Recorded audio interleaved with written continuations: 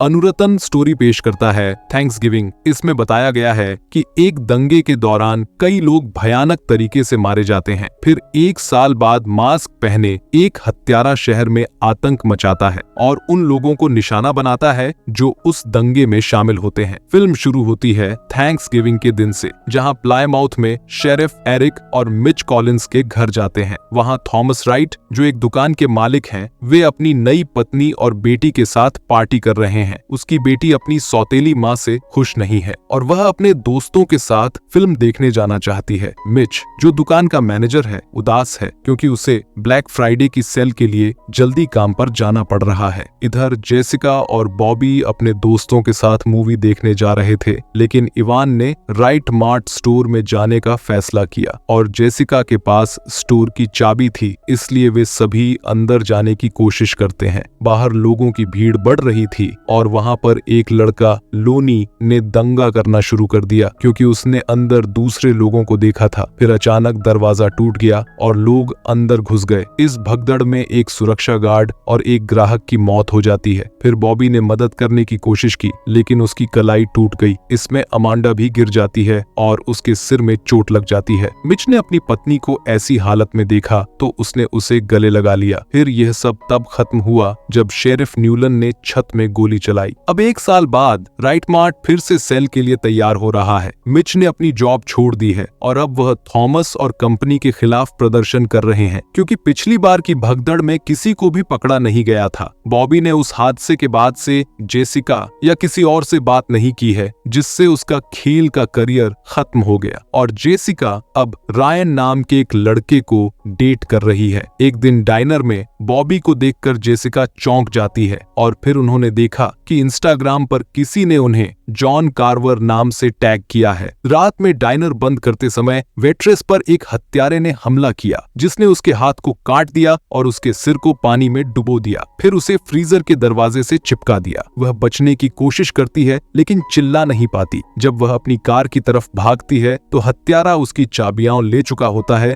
और उसे कुचलने की कोशिश करता है। फिर वह कूड़ेदान में छिपने की कोशिश करती है, लेकिन हत्यारा उसे टक्कर मार देता है और इससे उसका आधा शरीर कट जाता है। बाद में हत्यारा उसके शरीर के एक हिस्से को सबके सामने देखने के लिए एक साइन बोर्ड पर रख देता है। जब न्यूलन को पता चला कि लिजी उस दंगे में शामिल थी, फिर उसने हत्या की जांच करना शुरू की। जेसिका ने उसे वह सुरक्षा वीडियो दिखाया जो उस रात गायब थी, जिसमें लिजी नजर आ रही थी। फिर लोग मिच और रायन पर शक करने लगे क्योंकि मिच राइट मार्ट का बड़ा विरोधी था और रायन को डग से बात करते हुए वीडियो में देखा गया था। लेकिन रायन का कहना था कि वह डग से ड्रग्स ले रहा था और एक सुरक्षा गार्ड मैनी, जो दंगे के समय भाग गया था, वह छुट्टी पर जाने की तैयारी कर रहा है। जब उसे अपने घर में कुछ आवाज सुनाई दी तो वह डरने की बजाय साहसी बनने की कोशिश करता है, लेकिन एक हमलावर ने उस पर हमला कर दिया और उसे इलेक्ट्रिक मिक्सर से चोट पहुंचाई और फिर उसके गले को काट दिया। अब कार्वर नाम का एक व्यक्ति लोनी और उसकी प्रेमिका एमी का पीछा करता है। एमी ट्रैम्पोलिन पर कलाबाजी दिखा रही थी। फिर कार्वर ने उस पर हमला कर दिया और उसकी गर्दन को मोड़ दिया। जब एमी कूद रही थी तो कार्वर ने ट्रैम्पोलिन के नीचे से उसके पैर में चाकू घोंप दिया और फिर उसे गिरा दिया, जिससे उसकी गर्दन और पीठ में चाकू लग गया। इधर जेसिका, इवान और गैबी के साथ स्कूल जाती है जबकि पुलिस बाहर होती है। फिर वह दोस्तों से बिछड़ जाती है और एक हमलावर उन पर हमला करता है, जिससे जेसिका भागती है और आखिरकार बच निकलती है। यूलिया के पिता उसे फ्लोरिडा ले जाने की तैयारी कर रहे थे और एक सुरक्षा गार्ड उनकी मदद कर रहा था। फिर एक बुरा आदमी उनके घर में घुस आया और गार्ड और यूलिया के पिता को चोट पहुंचाई। जेसिका और स्कूबा ने वीडियो चैट पर यह सब देखा और जान गए कि यूलिया खतरे में है, जिससे वे जल्दी से यूलिया के घर पहुंचते हैं। लेकिन तब तक वह बुरे आदमी के हाथ में थी और वह उसे बहुत बुरी तरह से चोट पहुंचा रहा था, जिससे स्कूबा बहुत दुखी हो गया और अपनी प्रेमिका को देखकर सदमे में आ गया।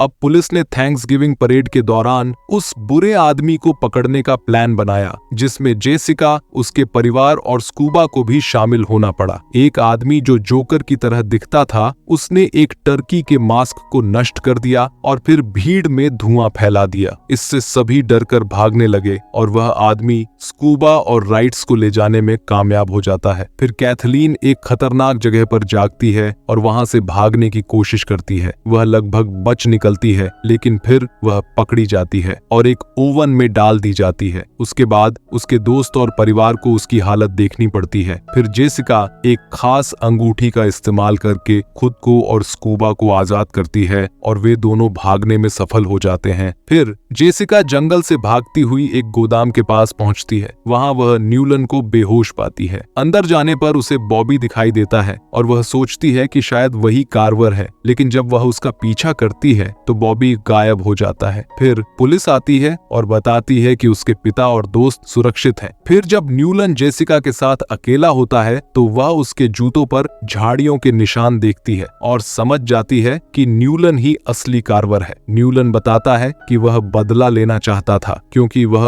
अमांडा के साथ रिश्ते में था और जब वह मरी थी तो उस समय वह गर्भवती थी। वह ये भी बताता है कि उसने बॉबी को ड्रग्स दिए ताकि सबको लगे कि वही कार्वर है। फिर जेसिका बताती है कि वह न्यूलन के कबूलनामे को लाइव स्ट्रीम कर रही थी। तो इसके बाद न्यूलन उसका पीछा करता है और बॉबी जेसिका को बचाने आता है, लेकिन जब वे ट्रक से भागने की कोशिश करते हैं तो पता चलता है कि ट्रक को एक बीम से बांध दिया गया है। फिर जेसिका ट्रक से उतरती है और एक परेड फ्लोट को फुलाती है और जब न्यूलन उसके पास आता है तो वह फ्लोट पर गोली चलाती है, जिससे बड़ा धमाका होता है और न्यूलन उसमें फंस जाता है। बाद में जेसिका अपने दोस्तों से मिलती है और पुलिस सोचती है कि न्यूलन धमाके में मर गया क्योंकि उन्हें सिर्फ राख मिली। फिर जेसिका एक अग्निशामक को देखती है जो मुखौटा पहने हुए है और कुल्हाड़ी लिए हुए है और वह सोचती है कि यह न्यूलन है। फिर जेसिका सोने के बाद एक डरावना सपना देखती है जिसमें वह देखती है कि न्यूलन जलता हुआ उसकी अलमारी से बाहर आता है और उस पर हमला करता है।